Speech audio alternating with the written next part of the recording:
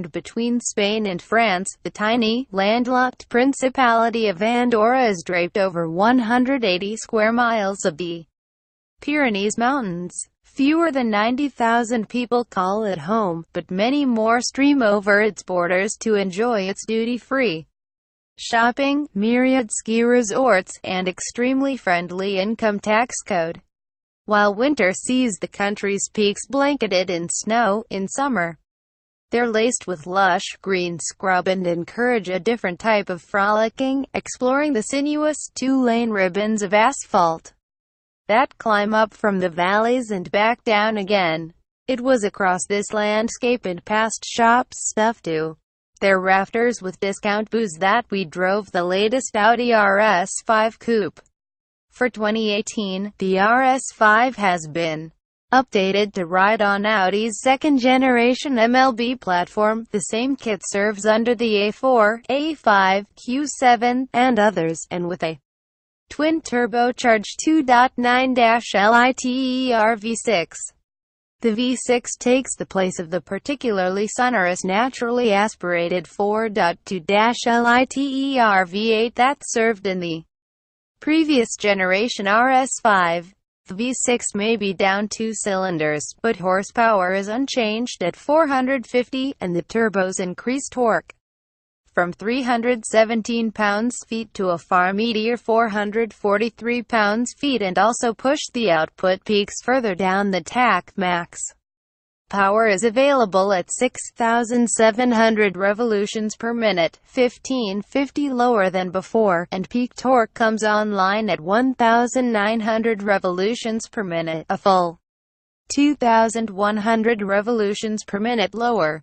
The 90° 6 is 44 pounds lighter than the V8. The car is 132 pounds lighter overall, all blower hardware included, and its 2 turbochargers are nestled in the valley between the cylinder banks. This Hot V configuration's largest benefit is to emissions, according to Audi Sport Chief Stefan Rail, since the catalysts warm up more quickly, thanks to shorter distances between the turbos, the exhaust valves, and the catalysts. Less plumbing also reduces lag, and this V6 is indeed one hell of a hard charger, with power, torque, and speed coming in a near-instantaneous wave that intensifies proportionally to the angle of your right angle. Audi estimates the 0 to 62 mph run at 3.9 seconds, or about half a tick quicker than the 0 to 60 time we recorded for the outgoing rs5. We think Audi's number is just about right. The Audi-engineered V6 makes more torque than any of the company's dual-clutch automatics can handle. Porsche uses its PDK with this engine in the Panamera but doesn't share that gearbox with other group members, and so the last rs5's 7-speed S-tronic transmission has been supplanted by an 8-speed ZF automatic. Compared with a dual-clutch box, this torque converter unit's gear changes are slower, yet this is not to say it's slow by any means.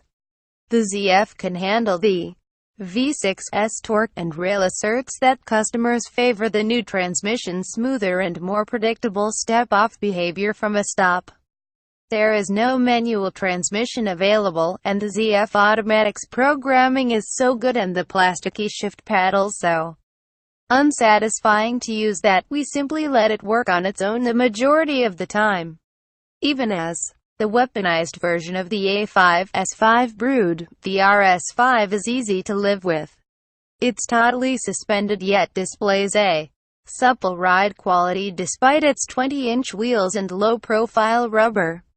It rides superbly in the optional active suspension's comfort and auto modes, and its smoothed-out heaving pavement on French autoroutes and the patched surfaces of Andorra and B roads with no bobbing or bounding. Dynamic mode is for fun time only, though, as the ride can get choppy, inducing a slight bucking during straight-line cruising on anything but the flattest pavement.